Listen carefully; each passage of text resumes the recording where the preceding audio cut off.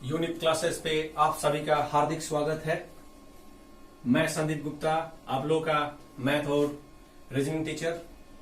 Air force special class चल रहा है और उसमें से प्रतिशत का ये तीसरा क्लास है।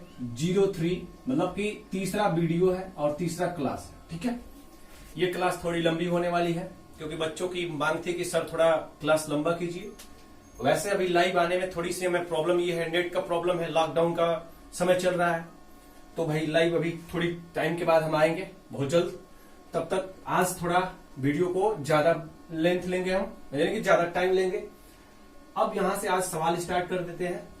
पहला सवाल देखिए, कह रहा है यदि या अगर किसी संख्या का 16 सही 2/3%, कितना परसेंट? 16 सही 2/3% उसी में जोड़ दिया जाए, मतलब उसी संख्या में जोड़ दिया जाए परसेंटेज के हिसाब से, तो कितना हो जाती है? 4956 हो जाती है। वास्तविक संख्या आपको ज्ञात करना है। ठीक है, आप लोग प्रतिशत को और इजी वे में लेना चाहते हैं तो आप एक काम कीजिए, फटाफट यहां पर आप लोग ऐसे लिखते जाइए, 2% से शुरू कीजिएगा। 2% को आप क्या लिखोगे? 2/100। फ्रैक्शन में याद कीजिए, इसको क्या लिख सकते हो? 1/50। इससे बहुत मदद मिलेगी। देखिएगा, जैसे मान लीजिए आप लोग 3% वाला खुद बना लेंगे अपने नोट में, 3-4 के।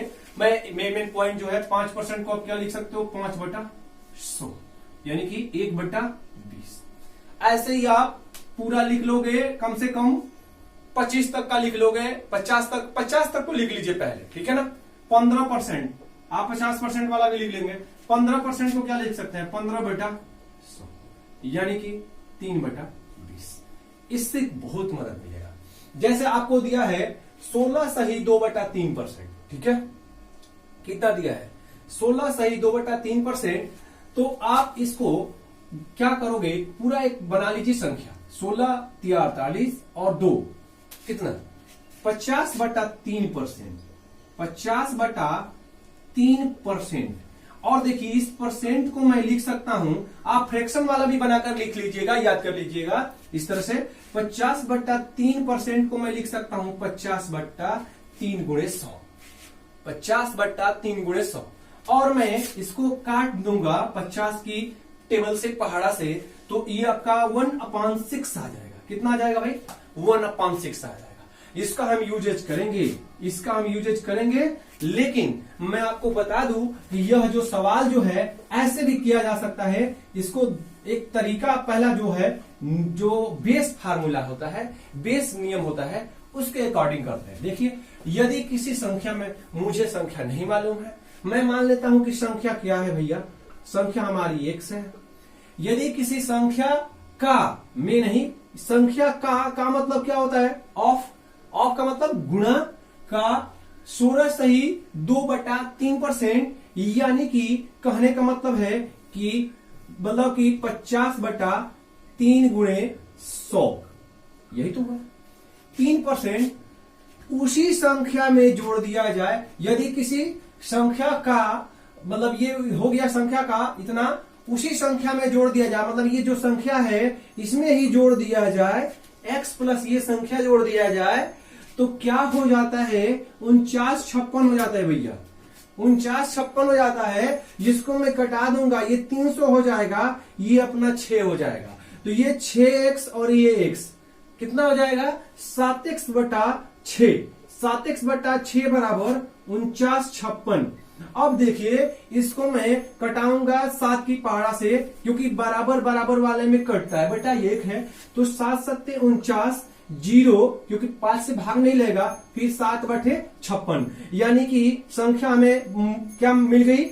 इसमें आप 708 का 6 से गुणा कर देंगे तो आपको मिल जाएगी संख्या 708 में आप 6 का गुणा करेंगे, 6 का गुणा करेंगे तो आपको मिलेगी संख्या, यहां पर देखिए 48, ये 48 और 42। ठीक है, क्या मिलेगी आपको? ये यहां पर 8, इसका हासिल जो लगा वो हमने लिख दिया, फिर इसको हमने लिखा 42 और 48 मिल गए। ठीक है, लेकिन इसको और इजी वे में किया जा सकता है।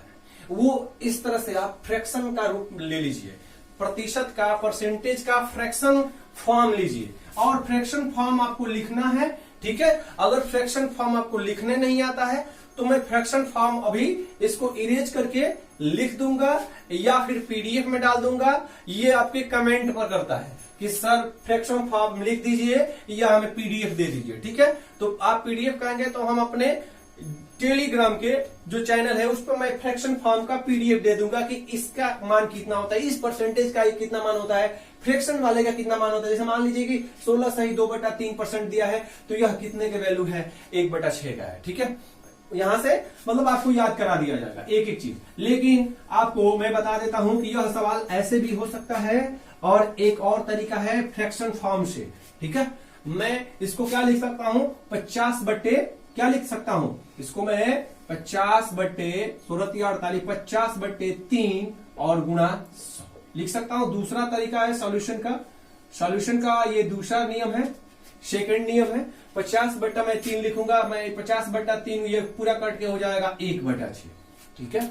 अब देखिए यहां पर हो क्या रहा है, ये आपकी मूल संख्या है, ये आपकी मूल संख्या है और ये इसी संख्या में आपको यह 1 प्लस किया जा रहा है तो क्या हो जाएगी भाई 7। मूल संख्या में 1 अधिक हो रहा है, 1 अधिक हो रहा है, जो ऊपर वाला भाग है वो अधिक हो रहा है, यानी यही 1 जोड़ा जाएगा मूल संख्या में, यानी कि 6 + 1 यही परसेंट जोड़ा गया ना, एक ही तो जोड़ा गया भाई। कितना जोड़ा गया मूल, ये 6/6 होता तो संख्या हो जाती, लेकिन संख्या में कितना जोड़ा गया है, 1 जोड़ा गया है। और इसी 1 जोड़ने पर यह संख्या का मान कितना दे रहा है आपका 4956 दे रहा है, 4956 दे रहा है। तो आपकी मूल संख्या क्या है, 6 है। 7 का मान है 4956, 7 का मान है कितना 4956, तो आपको किसका मान बताना है, 6 का मान बताना है। यानी कि 7 पेन का मूल्य है 4956, तो आपको 6 पेन का मूल्य बताना है। तो आप लिखेंगे 4956/7 गुणे कितना 6, और इससे भी आपका आंसर कितना आएगा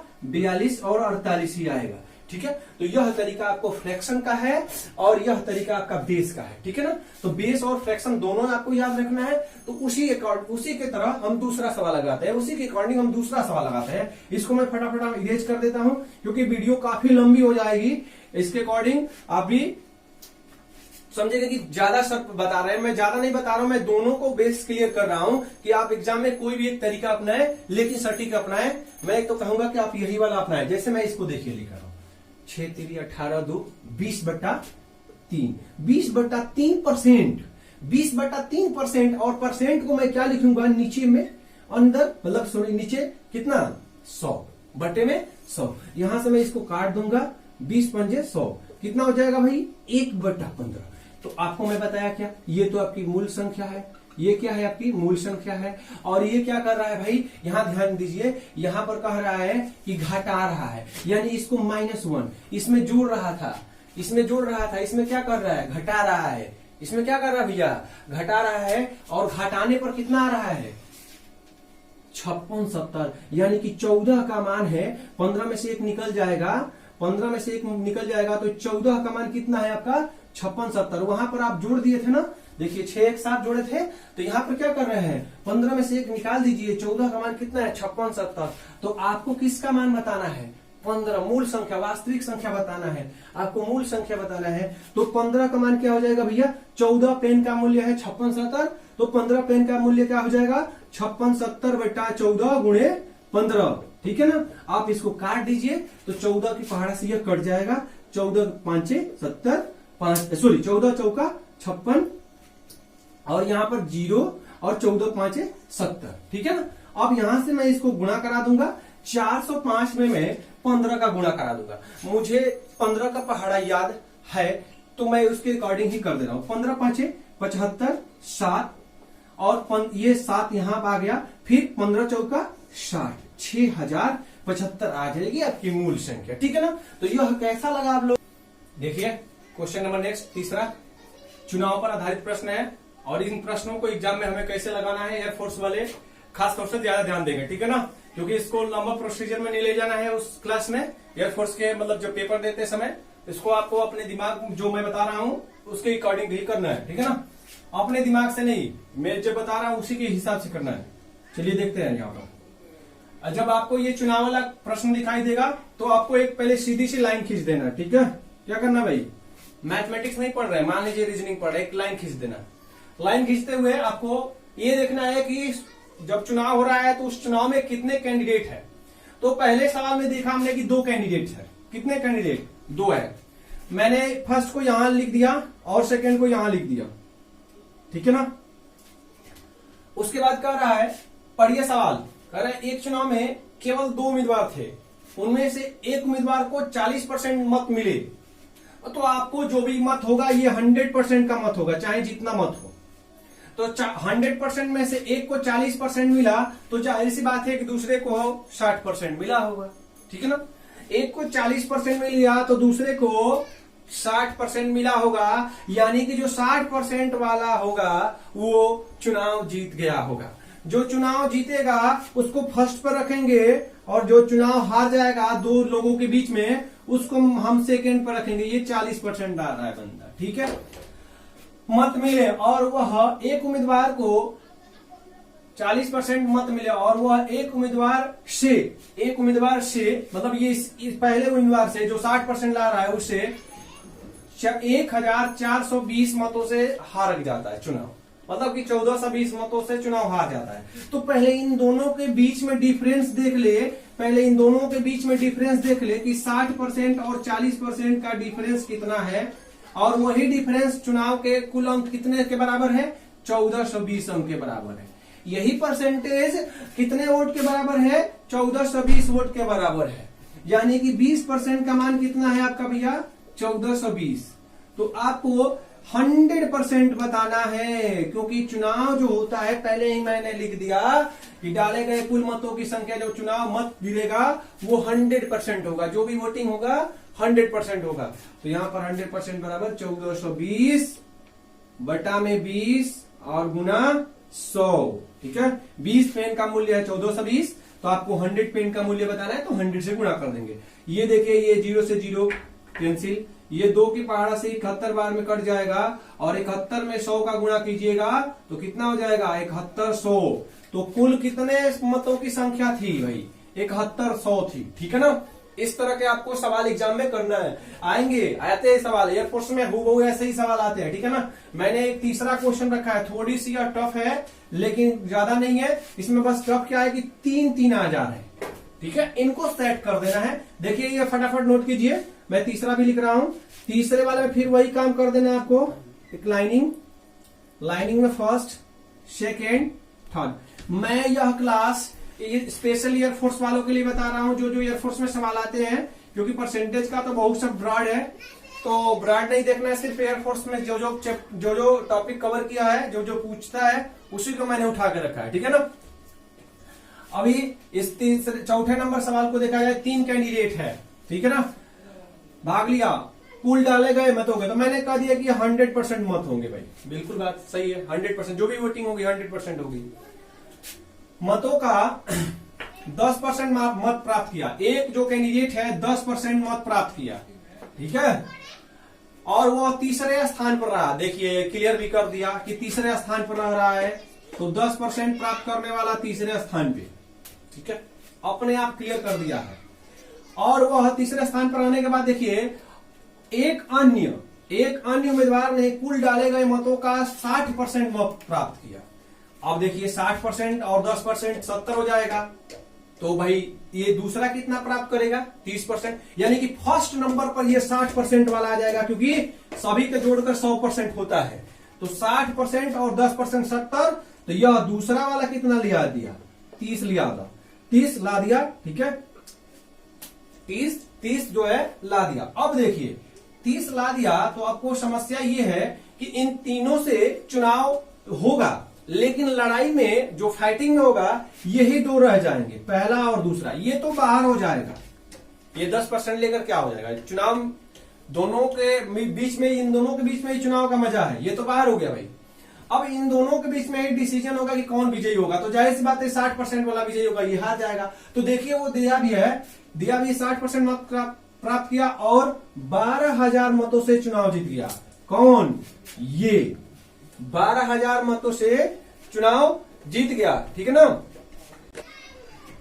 सॉरी, ये 12,000 नहीं है भैया, ये आपका 1,20,000 है, 4 0 है। तो देखिए 60% माइनस 30% बराबर कितना है, 1,20,000। मैंने समझा कि 12,000, 1,20,000 है, ठीक है ना, 4 जीरो है।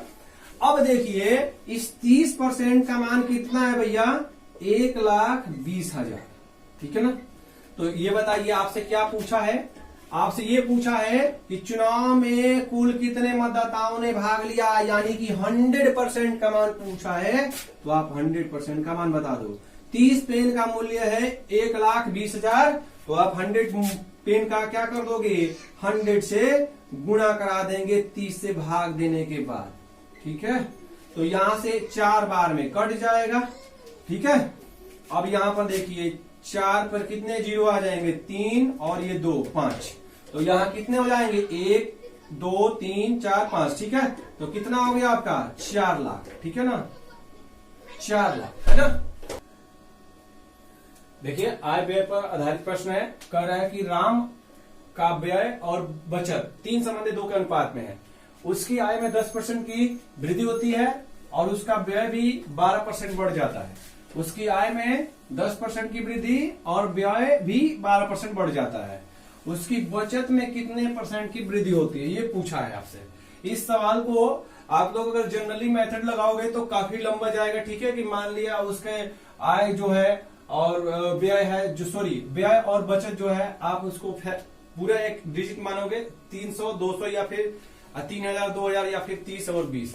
उससे क्या होगा कि सवाल जो है लंबा जाएगा। उसके लिए सबसे सटीक तरीका यह है कि आप लोग एग्जाम में आप ये की बात याद रखेंगे, ये जो मैं लिख रहा हूं उसको याद रखना है कि आय, यानी आय मतलब क्या होता है, आपकी आमदनी, ठीक है। किसी की आमदनी होती है तो वो क्या करता है भाई, खर्च करता है। खर्च मतलब व्यय, इसको आप खर्च भी लिख सकते हो, ठीक है। और क्या करता है, बचत करता है। खर्च करता है, बचत करता है। पैसा कमाएगा, आय, व्यय करेगा यानी खर्च करेगा और बचत करेगा। यही 3 बातें याद रखना है। आपका कोई भी आय व्यय का क्वेश्चन हो 1 मिनट के अंदर में आप निकालोगे, ठीक है। अब देखिए कह रहा है राम का व्यय और बचत, व्यय और बचत 3 संबंधी 2 के अनुपात में है। तो मैंने यहां पर 3 लिख दिया और यहां पर मैंने 2 लिख दिया। तो यहां पर क्या होगा उसके अकॉर्डिंग, 3 + 2 कितना हो जाएगा, 5, ठीक है। 3 + 2 कितना हो जाएगा, 5 हो जाएगा। अब देखिए यहां पर कह रहा है उसकी आय में 10% की वृद्धि। चलिए उसकी आय ये 5 है, इसमें मैं 10% की वृद्धि लिख कर दे रहा हूं। 10% यानी कि 10/100। उसके बाद कह रहा है कि और उसके व्यय में भी 12% की बढ़ा देते। व्यय जो होता है खर्च में भी 12%, यानी कि 3 × 12/100, ठीक है। इसमें भी 12% बढ़ गया। अब क्या कह रहा है कि उसकी बचत में कितने % की वृद्धि होगी। तो मुझे क्या पता है, मैं कह रहा हूं कि X% की वृद्धि होगी। कितने % की, X% की, X/100। अब क्या होगा कि इन दोनों में 100 कॉमन हो जाएगा, ठीक है। इन दोनों में कितना कॉमन हो जाएगा, 1/100 कॉमन ले लेंगे। तो फिर क्या आपका बच जाएगा, 3 × 12 + 2 × X, और यहां पर क्या हो जाएगा 5 × 10 और ये बटा में 100। ये देखिए 100 से 100 कैंसिल, यानी कि अब जब भी सवाल आय व्यय का दूसरा भी बनाएंगे तो मैं नीचे जो है ये 10/100 नहीं लिखूंगा, 100 तो लिखूंगा नहीं, क्योंकि 100 कट जाएगा। कॉमन लेने के बाद क्या हो जाएगा, कट जाएगा।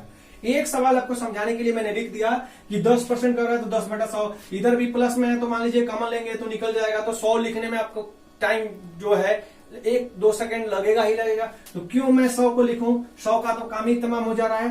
तो आपको क्या करना है, सिर्फ और सिर्फ जो अंक बढ़ा रहा है वही लिखना है। दूसरा मैं करूंगा तो खुद आपको समझ में आ जाएगा, ठीक है। तो ये हो गया आपका 50, ठीक है। ये कितना हो गया 50 बराबर 12 × 3 36 प्लस कितना 2x। 2x बराबर कितना हो जाएगा, 50 में से 36 निकाल दीजिए 14। x बराबर कितना हो गया 7%। देखिए कितना इजी वे में आएगा। अब आपको देखिए क्या करना है, ये वाला काम नहीं करना है। इसको आपने नोट कर लिया कि 7% होगा। देखिए और आसान में कर देते हैं इसको, 100 नहीं लगाएंगे, जो कह रहा है 10% तो 10%, 12% तो 12%, 100 नहीं लगाएंगे क्योंकि 100 कट जाएगा। आय व्यय में अब 100 नहीं लगाएंगे, इसमें भी 100 नहीं लगाएंगे, X% नहीं, क्योंकि लास्ट में ये कट ही जाएगा। तो आपको सिर्फ और सिर्फ क्या करना है, जो बढ़ा रहा है उसी को वो वहां पर लिख देना है। 10% की जगह पर आय वाले में 10% और व्यय वाले में 12%, सिर्फ 12 लिखना है, अंक ही लिखना है, परसेंटेज से कोई मतलब नहीं है क्योंकि कट जा रहा है। ठीक है, तो दूसरा नंबर जब क्वेश्चन बनाएंगे तो खुद आप लोग समझ जाओगे। ठीक है ना, दूसरा बनाते हैं। देखिए दूसरा क्या कर रहा है भाई, दूसरा कर रहा है रितेश का व्यय और बचत, व्यय और बचत। देखिए व्यय और बचत कितना है, 5 और ये है 1, 5 प्लस 1, ठीक है ना, 5 प्लस 1 है तो ये कितना हो जाएगा 6। अब कह रहा है यदि उसका वेतन 25% बढ़ा दिया जाए, वेतन मतलब आय, वेतन मतलब क्या होता है आय, 25% बढ़ा दिया जाए, यानी मैं 25 ही लिखूंगा, 25/100 नहीं लिखूंगा क्योंकि बाद में 100 कट जाता है, 25 लिख दिया। उसके बाद क्या कर रहा है, बचत 15% और बचत 15% बढ़ा दिया जाए, ठीक है ना, बचत को भी 15% बढ़ा दिया जाए तो उसके व्यय में कितने परसेंट की वृद्धि होगी, ठीक है ना, बचत में भी 15% बढ़ा दिया जाए। तो यहां पर देखिए व्यय में अभी कुछ नहीं कर रहा है तो व्यय में मान लेते हैं कि x होगा और बचत में कितने भाई 15%, तो 15%, ठीक है। अब देखिए यहां से क्या हो जाएगा, ये आपका हो जाएगा 150 और ये यहां से क्या हो जाएगा माइनस ये 15 हो जाएगा बराबर 5x, ठीक है। तो 5x बराबर कितना हो जाएगा, इधर कर देते हैं इसको, 5x बराबर 135, x बराबर कितना हो जाएगा 27%, यही होगा, यही होगा क्या व्यय यानी कि खर्च में जो उसकी होगी प्रतिशत वृद्धि कितनी हो जाएगी आपकी 27% हो जाएगी, ठीक है। या एयरफोर्स का क्लास, ठीक है ना, आपकी जो वीडियो की है पर डे उसकी लेंथ जो है उसकी टाइमिंग जो है हम बढ़ाएंगे, लेकिन आपको भी साथ साथ में काम करना है, इसको अधिक से अधिक शेयर करना है क्योंकि मैं आपको जो कंटेंट ला रहा हूं मुझे कुछ भी नहीं पढ़ा देना है 1.5 घंटे। भाई एयरफोर्स क्या मांगता है उसके अकॉर्डिंग हमको पढ़ाना है, हमें तो कुछ भी नहीं पढ़ा देना है कि 1 घंटे में आप लीजिए मैराथन क्लास ये लीजिए कुछ भी डाल दे। प्रतिशत है तो भाई क्या एयरफोर्स क्या पूछ रहा है वो प्रतिशत मुझे पढ़ाना है, एयरफोर्स क्या CISI पूछ रहा है वो मुझे पढ़ाना है, न कि प्रतिशत पढ़ाना है, ठीक है। तो आप लोग जो भी सब्सक्राइब नहीं किया है वो पहले चैनल को सब्सक्राइब कर ले, लाइक करे भी और कमेंट भी करे, साथ साथ में शेयर करना तो बिल्कुल ना भूले। धन्यवाद।